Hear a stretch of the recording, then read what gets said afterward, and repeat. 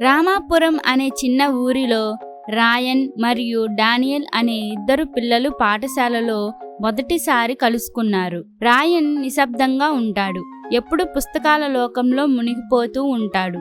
అయితే డానియల్ చలాకీగా, ఎప్పుడు కొత్తగా ఏదైనా చేయాలనే ఉత్సాహం కలిగి ఉంటాడు.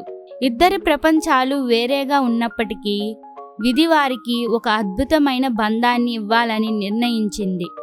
ఒకరోజు బాగా వర్షం కురుస్తుంది.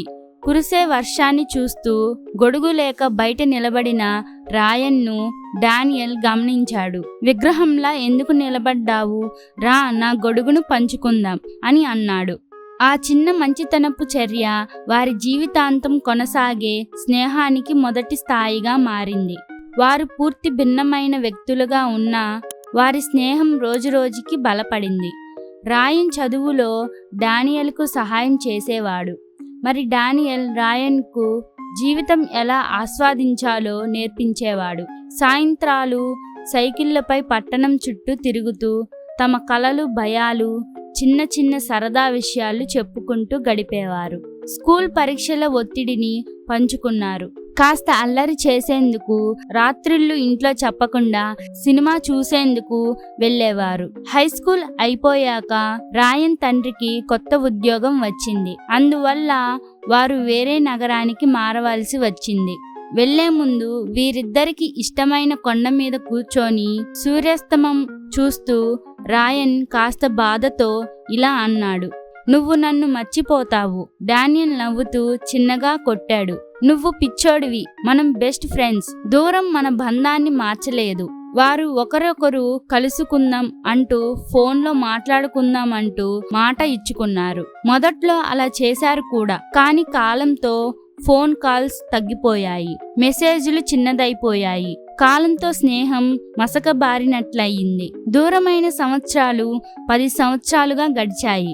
రాయన్ ప్రసిద్ధి డాక్టర్ అయ్యాడు. డానియల్ ఒక చిన్న వ్యాపారం మొదలుపెట్టి బాగా స్థిరపడ్డాడు. ఒకరోజు రాయన్కు ఒక అనుకోని కాల్ వచ్చింది. అది చూస్తే డానియల్, రాయన్, నువ్వు మన గ్రామానికి రావచ్చుగా? దాంతో డానియల్కి రాయన్ మాటలు దుఃఖంగా, కాస్త భయంగా అనిపించింది. ఏం జరిగిందో తెలుసుకోవాలనే ఆరాటంతో రాయన్ వెంటనే ట్రైన్ ఎక్కి వచ్చాడు. హాస్పిటల్లో ఉన్న డానియల్ను చూసి ఒక్కసారి భయపడ్డాడు. బుద్ధి లేనోడా, నువ్వు ఇంతకు ముందే చెప్పాల్సింది కదా.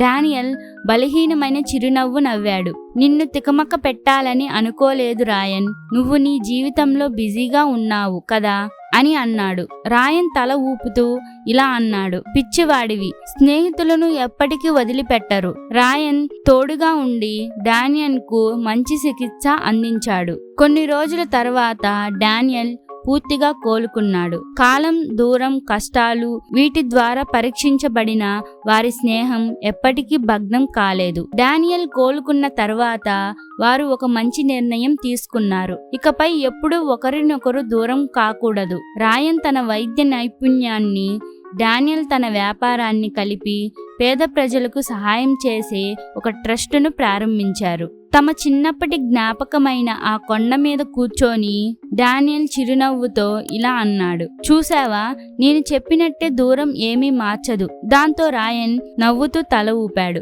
అవును, కానీ మళ్ళీ ఆసుపత్రిలో ఉన్నప్పుడు కాకుండా ముందే కాల్ చేయవచ్చు. వారి నవ్వులు ఆ శాంతమైన గాలిలో మారుమ్రోగాయి. ఈ కథలో నీతి, కారణాలేమైనా కావచ్చు, కాలమేమైనా కావచ్చు, కానీ నిజమైన స్నేహం ఎప్పటికీ మారదు. ఇలాంటి స్టోరీస్ మీకు ఇంకా కావాలంటే ఇప్పుడే వీడియోకి లైక్ చేసి ఛానల్ని సబ్స్క్రైబ్ చేసుకొని బెల్ ఐకాన్ ఆల్లో పెట్టుకోండి.